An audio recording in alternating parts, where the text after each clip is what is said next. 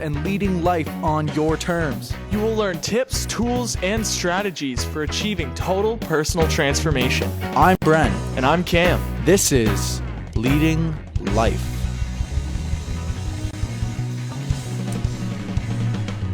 Hello, and welcome to another awesome episode of Leading Life. Hello. The brothers are together again. The brothers.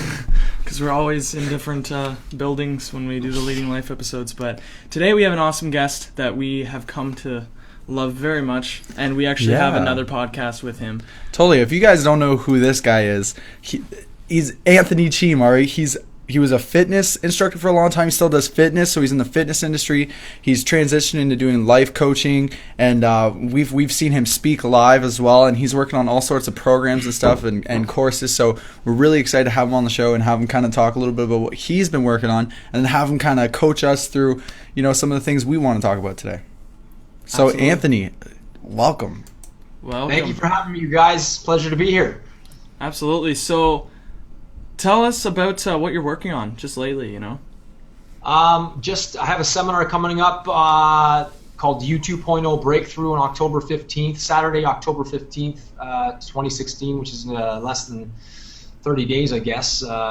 And it's called U 2.0 Breakthrough, and I was going to talk about how to really move to action, move from sort of just playing mind games with yourself to moving action to breaking down your life and breaking through, and then obviously finally breaking free of some of the limitations and some of the fears that are holding you back, and really channeling and charging your life so that you show up as a more developed, more passionate, powerful, and purpose-driven human being on a daily basis. And I think that's really the topic of conversation and what we're going to talk about today. And through my study of things, through my work and all the things I've been doing, I think, in the self-help realm, in personal and professional transformation and development, you get caught up in the daily grind of studying and trying to figure out all these things. And I think most people forget the number one component about life, and that's just to have fun. People forget to have fun. And I've sort of studied and developed my own sort of strategies from various kind of modalities and components of the self-help field to make sure that I never forget to have fun. That the programs I develop, the books that I write, the people that I coach, I'm always looking for breakthroughs, but never at the expense of having fun. Sometimes it's not always fun. Of course it's not. Deliberate practice and getting better at what you want to get better at and being the best you can be. It's not always going to be fun. However, that doesn't mean you can't transform your language, your mindset, your perceptions, your procedures so that it is a bit more fun. So I think, I guess we're going to talk about this today as well, and how to make it more fun, how to make life more fun, some of your journey more fun. Awesome. Sounds fun. Very fun. So real quick, in 5 minutes, can you explain to our audience who you are, where you came from, why you are the person you are today, why you are leading your life, I'm leading life it's all started out in, everyone has a story. It's like a movie. Everyone has an act 1, act 2, act 3, and mine was really in discovering who I am. And then I went through a few challenges, personal challenges, and it all came out of pain and suffering. And out of that pain and suffering, I got this hunger for life to want to search to find out who I am in this world, what my purpose is, what my daily habits that I needed to develop to create the life that I wanted to create. I'm obviously still doing that, but it came out of suffering. A best friend was killed in a car accident at age 16, which made me kind of redevelop a focus on as to what's really important. My parents got in a big car accident a year later or a year prior to that, and it was pretty devastating. My father died at 24, and so I went on a search journey, and by divine intervention, if you want to call it that, I was a student ready, and when the student is ready, the teacher will appear, and the teachers in my life have appeared in various forms, experiences of mentors, of people like Tony Robbins and Wayne Dyer and Deepak Chopra and all these other great human beings, and even my personal mentors that I chat with on a weekly, daily basis as well. And I'm constantly discovering just everything what it takes to live this life. And as I said before, sometimes you get so caught up in it that you lose your focus on fun and making it fun and exciting. And as Helen Keller said, life is a bold and daring adventure or nothing at all. So So yeah, that's who I am, and I'm just someone who's transformed my life through major discipline, being diligent in my focus, being diligent in my practice of human transformation. And I can tell you, it's been an amazing journey, a tough journey, but tough times don't last, but tough people do. And I consider myself, and I take pride in my work and how I help people transform their lives through my work. And I love helping people, and the feeling of helping people grow and contribute and discover their purpose and their passions and just get more excited about life. I just love that. I get so juiced about that. And that's who I am. I'm going to continue to serve. I'm going to continue to contribute. I'm going to continue to write books and coach and train and develop seminars and break through my fears. And so I'm going to take the journey with you who decide to attend U 2.0 Breakthrough on October 15th, because I too am looking for more breakthroughs in my life too, because the better I am, the more articulate I can be in helping people discover their own greatness. So that is who I am.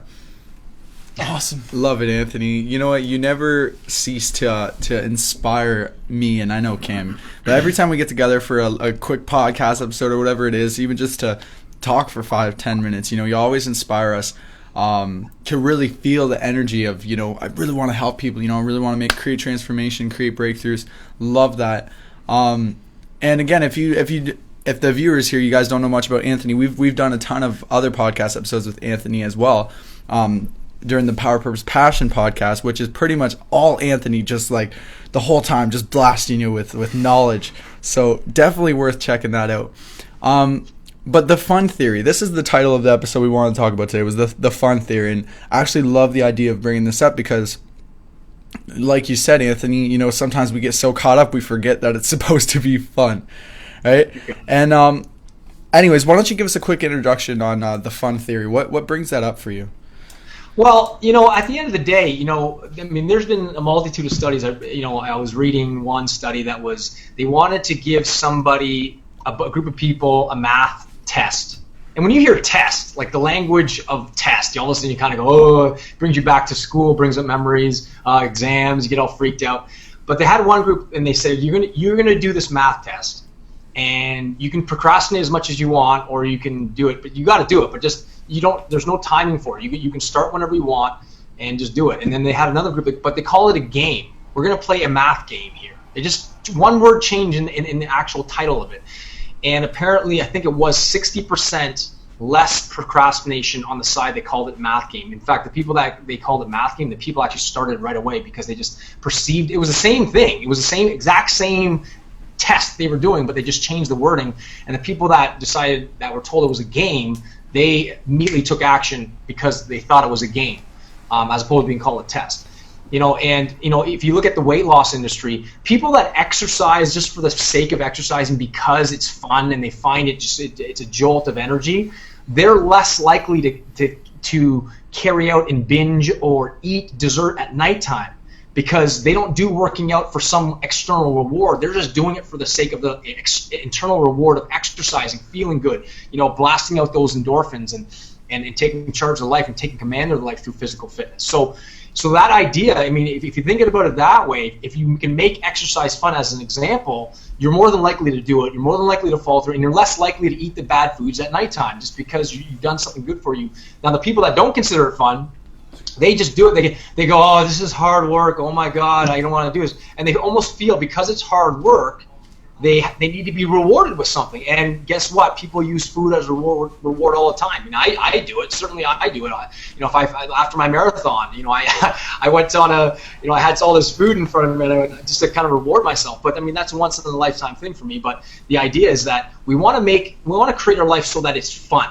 So one of the ways in which to do that is, I was coaching a woman the other day, and she's in her 60s, early 60s. She's wanting to lose weight. She's wanting to, live a longer, more robust quality of life. And I said to her, do you consider exercise fun?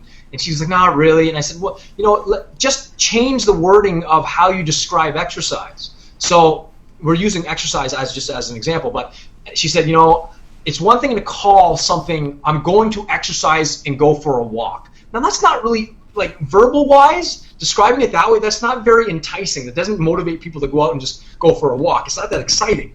But let's say I called it, going from exercise and going for a walk to let's go on a scenic exploration, right? All of a sudden you kind of go, and when I said that to this new client of mine, I said, what if you called it that? And she had a big smile on her face. She goes, that's good.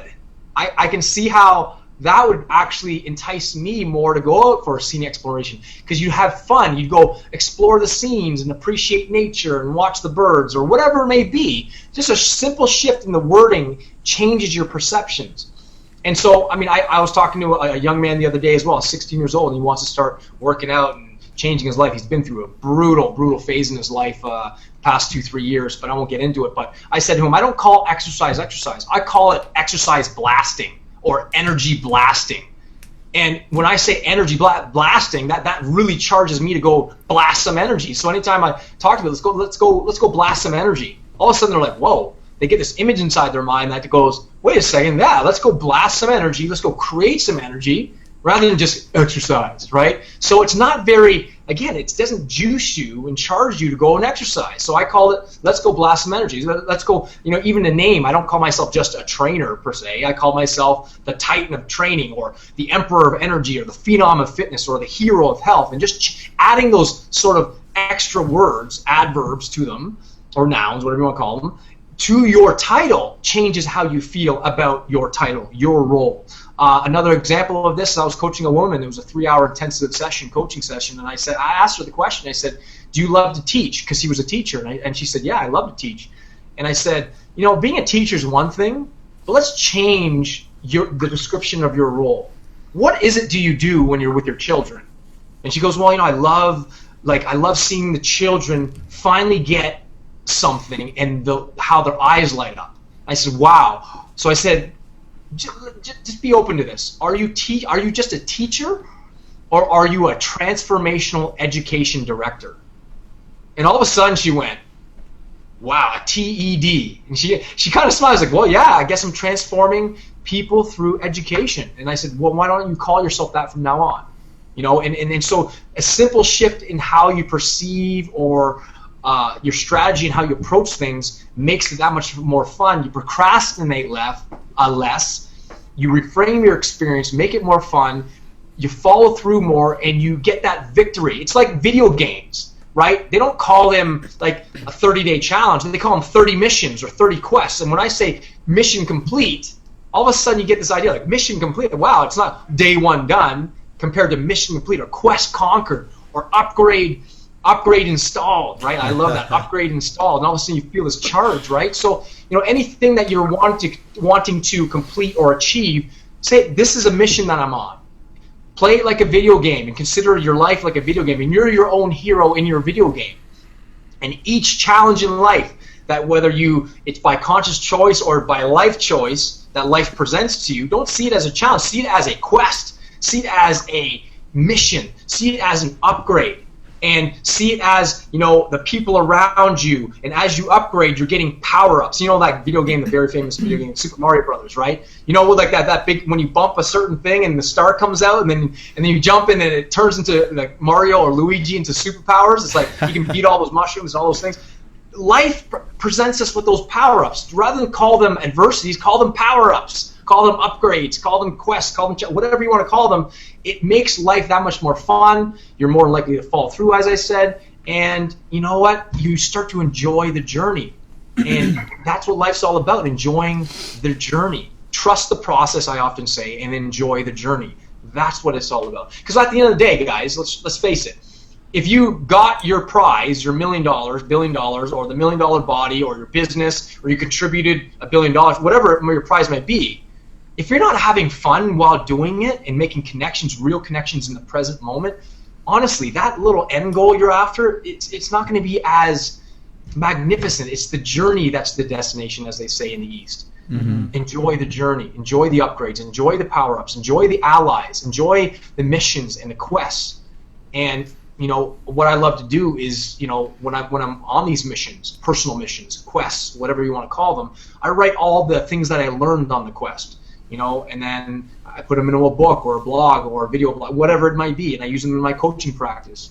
And my life has just taken on a whole new level of meaning as I reinterpreted my life from going from, I gotta go build this business, to let's go build an empire which everyone's having fun. Everyone's growing, everyone's having fun, everyone's contributing, everyone's making upgrades. We've got these little personal quests and missions together, right? And it makes it that much more enticing. So yeah, that's what fun theory is. And where it started too was I started to get so focused on the outcome, busting my butt. I started to not like it anymore. I was not having fun anymore. And that's the one element that was missing just recently, in fact. And it took on a whole new meaning. That was my personal quest, my personal upgrade. And I'll end here in terms of the fun theory. It's not really a theory if you put it in practice. So they did a study where they actually had they were counting the percentage of people that were walking up an escalator and walking up the stairs, and I think they found 83% of the people use the escalator rather than use the stairs. And they said, okay, so how can we make it so that more people are starting to use the stairs? Interestingly enough, was this: they put piano keys on the stairs, so that every time you stepped on a particular key on the stair, it would make that particular noise or that note on that scale. What happened? The complete opposite reversed. People were like, oh, that's kind of cool. And they'd go run up the stairs and they'd have fun because it was fun. So make life fun. Make your journey fun. Is it going to be fun all the time? No. But if you make it a little bit of fun and a little bit of challenge and exciting, then you know what? As I said, it takes on a whole new meaning. It makes it easier for you to follow through. And that's what life's all about, too. Getting yourself to consistently follow through. So that's what it's all about. Have more fun. Get creative. Yeah, I've realized that you mentioned video games, and I realized that there's this game that, like, you know, the sequel or whatever was the next in line in the series, and when you kill a dude with a gun or whatever, it's kind of bad. Yeah, when you shoot somebody, you get 100 points rather than 10.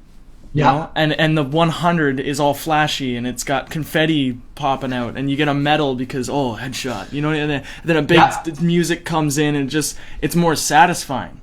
Little things like that make something more fun, and it's crazy. Yeah, like they do that a lot now. When you shoot somebody, flashing confetti noises, and the people who are making these video games understand the fun theory. You know what I mean? That's their business. You know, they got to make these games fun and addicting to the point where it's like you want to keep going. I love the idea of doing this to yourself and doing this to your life. You know, some sort of gamification or funification where you slightly change, you shift some words here or there. You shift the way you reward yourself for certain things.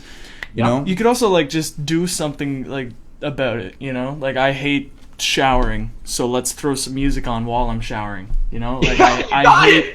That's exactly it. Exactly. Yeah. You gotta throw something in there that you really enjoy. You know, you hate working out, work out with a friend, or work out with your favorite person, or after your workout, like just make the best meal of your life and just get excited for that. Exactly. That's what it's all about. Even like I remember like I made a suggestion to a client, and I said, you know what I want you to do? I want you to, if you got up at the time you intended to get up, I want you to, and this person was a heavy sugar chocolate lover. This was like, oh my gosh, you love chocolate. And I said, okay, here's the game that you're going to play. So every time you get up in the morning and you get up at the intended time that you want to get up to go exercise or go blast some energy, what you're going to do is you're going to reward yourself with a chocolate. And she was like, what? I said, no, seriously. I want you to reward yourself with a chocolate every time you make a positive follow-through in that certain journey that you're on. And whether it be putting on your workout clothes, that's a small little quest that you completed. All right, have a little chocolate. You know, if you drove to the gym, have a little chocolate. You do your first exercise, have a little chocolate. You know, when you do those things, all of a sudden she would reward herself. She would then associate lots of pleasure and joy to that experience. She made it a journey or a mission or a quest, whatever you want to call it. And by the time she got to the gym, she didn't want the chocolate anymore, right? So the idea is when you do that, you start to associate the act of exercising or blasting out energy, like I like to call it, with fun, just for the sake of having fun, because you're making it fun. And then eventually, you don't even need the chocolate anymore because you start to associate so much positive pleasurable emotions to that experience of exercise, right? So Yeah. even making little shifts like that and getting creative in how you're rewarding yourself, as you guys said, is very, very powerful. Because as I said, you know, we oftentimes get so caught up in the daily grind of building our business or building our bodies or having our 5 kids and getting them to different places. And I often say to parents, you know, that have 2, 3, 4 kids, and they're like, oh, I got to get my kids here, I got to get my kids there. Oh my God! And I often ask them, I say, is your intent, your primary intention for living, to get your kids to their soccer game, or get your kids to their guitar lesson, or get your kids to school? I said that, although that might be the actual result, surface result. But what if you went just a little bit deeper and you made that experience of driving them to the soccer game or to your flute lesson or to school and made it a game? And I did this with my kids too often. I'll get so caught up, I gotta get them to school. And oftentimes I have to stop and I'll go, okay guys, let's go from A to Z, and let's think of as many, let's take, each person goes, start from A, and let's think of a dessert that starts with the letter A. And I'll go, then my daughter will go, and then my son will go. All right, B. And we'll have fun, and guess what happens? I make the experience of driving them to school or whatever thing very fun, and guess what else I'm doing? I'm making connections with them at a greater and more profound level, which puts me in the present moment, which allows my mind, my body, and my soul to really and deeply connect with them. And that's the result I'm really after, to really impact their values and really connect with my children at the deepest core level. My result wasn't just to get them to school. My result was to get them to school knowing that they are loved, knowing that they're having fun, knowing that life's all about fun and being in joy and bliss, not just getting them to school. And all of a sudden, when you tell people about it, like, oh my gosh, that's an enlightening moment, and you kind of go, I can make life fun if I get creative enough and I understand the rules of the game, which is to live the greatest possible life that we've been blessed with. I love that saying that says, you know, service is the rent we pay for the privilege of living on this planet. Service is the rent we pay for the privilege of living on this planet. So we must go out and serve through having fun, through our own unique gifts and talents, and make it fun, make it challenging, challenge people. I love challenging people through games and quests and gamification, as you so called. And the more you do that, the more you enjoy the journey. You know, Deepak Chopra, I was listening to an audio by Deepak Chopra. He says, you know, the more you focus your mind on excellence in the moment, whatever result you're after will come to fruition on its own accord. You just let go of outcome and you focus your mind on the present moment attention. And the more you are present moment focused, the more drive you will have to focus on what it takes to get to your destination. And you know what? Again, the journey is the destination, as they say in the East. And I can't help, by my own study, by my own experience, I can't even agree with that any more than I can now, because I realize it's not just about the outcome. It's about who you become on the journey towards that outcome, how many people you've impacted. And, you know, Wayne Dyer, I remember, you know, he obviously passed away last year, about a year ago. And one of the things in the interview, he said, you know, what do you want your legacy to be? He says, it doesn't matter. What matters is this moment. And what people say about me, it really doesn't matter. What matters is this moment. And that really, really touched me. So, you know, what are you doing in this moment? Are you focusing your mind on all the problems you have, or not enough money, or you don't have enough love of life, or you know, you focusing on your failures, or are you focusing on your blessings? Are you focusing on what you do have and what you can contribute? And all of a sudden you make that little perceptual shift and everything changes. But you got to take command of that, and that takes diligence. But you can make it a fun game. You know, here's a game for you guys. I want you to do this. You know, the one topic that comes up is willpower. You got to have willpower in order to resist food or resist doing that. Or you got to have willpower and diligence to follow through on your business plans, right? You got to have the willpower. In fact, willpower is an actual intelligence that they've actually pointed as an actual human intelligence. And one of the ways to develop, and I got this from Ken Wilber, one of the ways to develop willpower, make it a game. Look at your watch. Do this. I'm telling this to your audiences. Look at your watch, and if you've got a digital watch or you've got one of those things that kind of go around the clock, look at your watch for 60 seconds. And if it's digital, just look at the numbers that are changing in the seconds, column or the little tick, tick, tick thing, the seconds clock, seconds hand. Look at that for 60 seconds straight. Try and do that for 60 seconds without breaking concentration, without breaking it. And if you find your mind going, go right back to the paying attention to the second hand, the seconds hand, or the watch, digital watch. And you will discover, come on, 60 seconds, not that hard. Trust me when I say this. The first time I did this, I broke focus, I don't know how many times. It was crazy. And it actually, he says, if you do this, start with 60 seconds a day, and then 2 minutes, then 3 minutes, and you'll find your willpower is getting strong because you're able to maintain focus on one thing at a time, and you're building those willpower muscles. And make it a game. If you can do it for 60 seconds, do it with some of your friends. Do it with yourself every day, right? It's amazing what you can do.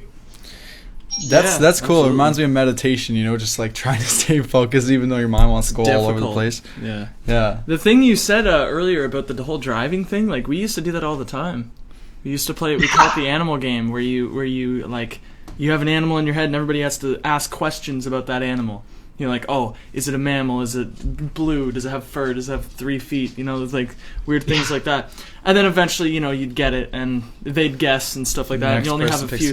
Yeah, exactly. Little things like that to make your road trip a little bit easier. And what's funny that I've been doing, and I bet a lot of people do, is when you're on your commute, on your bicycle, or if you're driving with somebody in the passenger seat, you play Pokemon.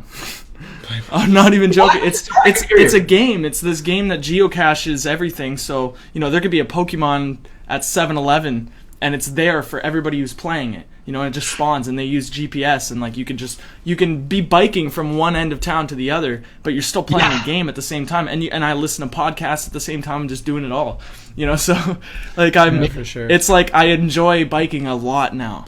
And literally, like a big part of when I first tried the Pokemon game, I was like, man, like I really got to go for a run. What's gonna motivate me to go for this run? I was like, wait a minute, what if I take this Pokemon game with me? Yeah. And like the whole time I'm going, I'm catching Pokemon, or like you're catching more Pokemon because you're running faster. Even just when like the thing is like tracking like the distance you're making, like, wow, did I just run 5K? I didn't even realize, or I just skateboarded 5K, and the app's telling you, you know what I mean? So it's like there's apps. It doesn't have to be Pokemon. They've got there's Fitbit and Google Fit and all these, apps for that. But yeah, just like love that idea. Yeah, I'm really happy about it for sure. Actually, a question I wanted to ask you. That's what it's all about. Like even for me, when I go on, sometimes when I go for a run, I go for a 5K run or something, I'll imagine myself, running, being my own superhero, and then every step I take, on that run is destroying bad guys or destroying the villain. And I imagine myself as a superhero and getting home to my kids faster. See how fast I can get home to my kids in this particular distance, right? And you'll be surprised. It's like, oh, those little challenges, little quests, those little, I imagine, when I played video games back then, playing some games like Super Mario and all those games I used to play. When you finish, you ever do that where you're trying to get past this board and you keep on failing, but you're so close, and when you finally do it, you just feel like this amazing feel, this rush of sensations, like, oh, I did it. So, but that life's no different. Life is no different. And the great thing about video games, they provide you instant feedback. And if only kids these days, between the ages of 10 and 19, I would say, or even later too, if they would only perceive, life the same way as they play and approach video games, like when they die on an online game or when they get killed in an online game, whatever it may be, they don't go, oh my God, I'm such a loser. They go and try again, and they have fun with it, and they try it again, and they get better by the instant feedback that what they're doing isn't working, or they learn from other guys that are better than them, and they talk to them. And I have a client that's seeking out the best, what's the one game, Super Smash Brothers on Nintendo Wii. He's always looking for the best players to talk to them, to get motivated to be a better Super Smash, and he's making it fun, right? And I'm always using the metaphor of video games with him, so he can start using the tools and strategies he's using to better at Super Smash Brothers into his own life. So there's no difference. And so out there, I highly recommend you play video games and start using video games as a means to, as a metaphor for your life, but also as a means to break patterns and to have fun and to get in touch with, that sort of archetypal energy of being a superhero or being the hero in your own life. And why not apply some of the same principles? And it's great. I love the fact that you guys are using Pokemon, and I like the Pokemon. I love it. I love the fact that people are getting out and exploring and exercising. One guy I think lost like 30 pounds or something. It's amazing, right? So. Yeah, it's definitely a cool thing. There's a lot of hate on it too, but that's like with anything. Any video game, yeah. Anything GTA. has some hate. Yeah. But this has been an awesome podcast episode. Really cool. Yeah, for sure. I'm gonna use all of that. Yeah, one of my biggest questions. Have fun. One of my biggest questions that I wanted to bring up today, and we're coming to the end of the episode, so we don't have a ton of time, but like, I still have trouble sometimes getting out of bed in the morning or with sleeping in. You know what I mean? Like, I just love the comfort of my bed with the covers, and it's just warm. You know what I mean? So, you know, how could Anthony, like, how could I use like this fun theory to get my ass out of bed? Make it a game. Well, again, so what you can do. Sorry, that's my phone, you guys. Give me a sec. Sorry. No worries. Get it. But to answer your question from my personal experience, when that opportunity clock goes off, even calling it an opportunity clock, rather than calling it an alarm clock, you're like, oh, alarm clock, that's going off, beep, beep. I call it an opportunity clock, and I got that from Zig Ziglar. You all of a sudden go, the opportunity is ringing. The opportunity for life is calling you. And it's like, here's the opportunity. And then as I get up and I do my incantation and I say, yes, thank you for life, for another opportunity to live my life. And then I feel like I'm ready to challenge and to get out of bed with vigor. And it's like I'm scoring points. I'm that sort of diligence and determination to get up out of bed, even when my ego's telling me, go back to bed, oh, you're sleepy, is a win over the bad guys. Like in a video game sense, that's a win. It's a victory. And as I'm brushing my teeth, I'm reading my affirmations and my goals, and I go downstairs and I go and meditate. And each level, each victory, each small victory or quest complete or mission complete or conquering, I'm developing me as a hero, and I'm winning more points and winning more power-ups, and the more power-ups I have, the more powerful I'm going to be in terms of, you know, taking that power into other areas of my life, whether it be my family, my relationships. So you can play a game and say, you know what? Again, reframe your alarm clock to an opportunity clock, or call it a power time. This is my power time, or whatever it might be, so that it actually induces a little bit more juice in you to get up out of bed. Or make it a game and say, you know what? As soon as I get up, I'm going to play 3 minutes of Pokemon. Like, give myself that reward just for getting up out of bed. Or I'm going to go write a song for 5 minutes. All I'm going to do is have my pen and paper there and write a new song and just write my journal. Or I'm going to get up and I'm going to go sing a song in my basement, or whatever it might be. Start associating so much pleasurable feelings to the experience of getting up in the morning. No doubt, I feel the same way. I want to go to sleep too. But you know, my mindset is like, I just want to live it up each day, each moment, and know that I'm developing all these power-ups and winning victories all day long. Doesn't mean I'm going to win them all, but you know what? I want to be winning, feeling like I'm making progress in my life, and it starts with that morning routine.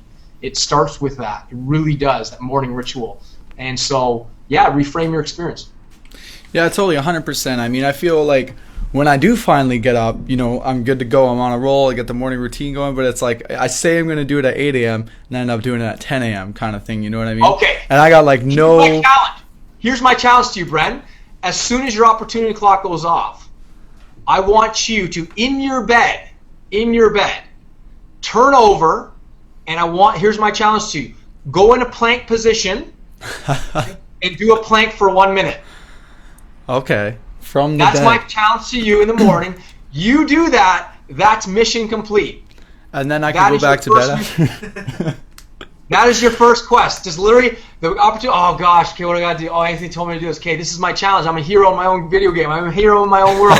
You said 1 minute? All right. And I guarantee you, after, you might laugh. You might have like, oh, this is horrible. But I guarantee you're not going to want to go to bed after that because your body's going to be charged, right? Yeah, for sure. Yeah, I'm going to try that. Sorry, let me just finish here. The other thing I do, too, to charge my body is I actually imagine my hands as a pump. And I'm doing sort of, I call it burst breathing. And what you do is you breathe in. You can do this in bed. So like as soon as your opportunity clock goes off, do 50 of them. like have your hands to your side, of course, and do it like 50 times. Count them out, and I guarantee you, you're not going to want to go back to bed, even if you're lying down and doing it. Okay, so that's my challenge to you. Either do the plank for a minute or do 50 burst breaths. Yeah. I'm going to do that. I feel like I'm already ready to just... That's good. All right, so we're going to wrap it up. Thank you, Anthony, for joining us on Leading Life. Thank you guys, so much. If you guys like Anthony, go check out Power, Purpose, Passion because it is insane. Yeah, and he's got his own website and all sorts of cool stuff coming out. So we'll keep you up to date with anything Anthony's up to. Power, Purpose, Passion, man, so I got to live it up. All right, thanks again. Peace. My pleasure. Have a good day, you guys. Thank you for having me.